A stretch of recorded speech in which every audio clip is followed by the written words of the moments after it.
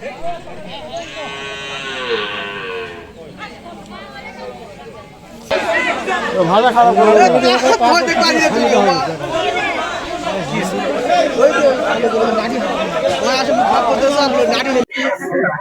আলাইকুম প্রিয় দর্শক, আমি এখন অবস্থান করছি দিনাজপুর জেলার বিরামপুর উপজেলার কাটলা ইউনিয়নের ভাইগর বিওপি ক্যাম্পের খেয়ার মাহমুদপুর সীমান্ত এলাকায়।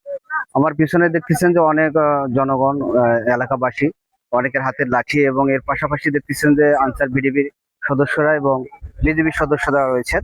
আমার বাম সাইডে রয়েছে সীমান্ত এলাকা, শ্রীরামপুর বর্ডার যেটাকে বলা হয়। আমি অবস্থান করতেছি 291 মেন পিলারের 20 সাব পিলারের কাছে, যেখানে আজকে ভোর রাতে প্রায় একজন তৃতীয় লিঙ্গের মানুষ, মোট 9 জন নারীকে তারা বাংলাদেশে পুষিন করার চেষ্টা করে, এবং গ্রামবাসীর সহায়তায় এবং বিজিবি তাদেরকে আবার ইন্ডিয়ার সেই জিরো রেখায়, সীমান্ত রেখায় তাদেরকে অবরুদ্ধ করে রাখছে, যে তারা কোনোভাবে যেন বাংলাদেশে ঢুকতে না পারে।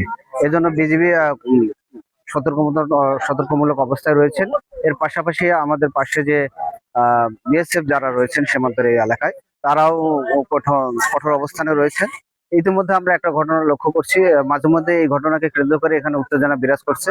আর যখনই কোনো উত্তেজনামূলক পরিবেশের সৃষ্টি হচ্ছে, গ্রামবাসী তাদের সর্বাত্মক চেষ্টা করতেছে বিজেপিকে সহযোগিতার মাধ্যমে এই পুশিংকে বাধা দিতে।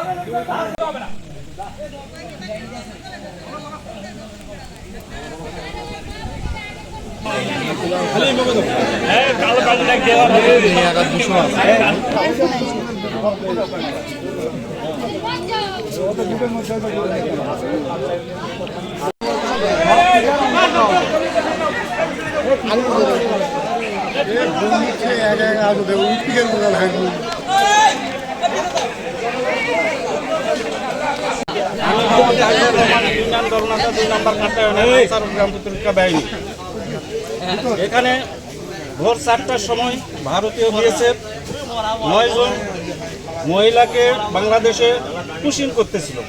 এমন পর্যায়ে আমাদের এখানে স্থানীয় লোকজন বিষয়টা জানতে পারে, তখন আমাদেরকে খবর দেয়। তখন আমি নিউজ পাই, সাথে সাথে আমাদের যে আনসার বিডিবির স্থানীয় যে সদস্য ছিল তাদেরকে ফোন দিই। ফোন দেওয়ার পরে তারা এখানে পরক্ষণে ঘটনাস্থলে চলে আসে। আসার পরে পরিস্থিতি মোটামুটি তখন উত্তেজনামূলক ছিল।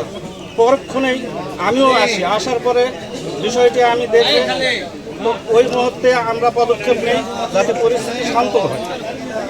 যাই হোক, বর্তমান পরিস্থিতি মোটামুটি শান্ত, কিন্তু ওরা ভারতীয় বিএসএফ এখনও তারা চাচ্ছে যে এই 9 জনকে বাংলাদেশে প্রবেশ পুশিং করার জন্য। কিন্তু আমরা এখানে তাদেরকে ঠেকানোর জন্য দীর্ঘ প্রতিজ্ঞাবদ্ধ, যাতে তারা কোনো ক্রমেই বাংলাদেশে এই 9 জনকে অবৈধভাবে পুশিং না করতে পারে। ঠিক আছে, ধন্যবাদ।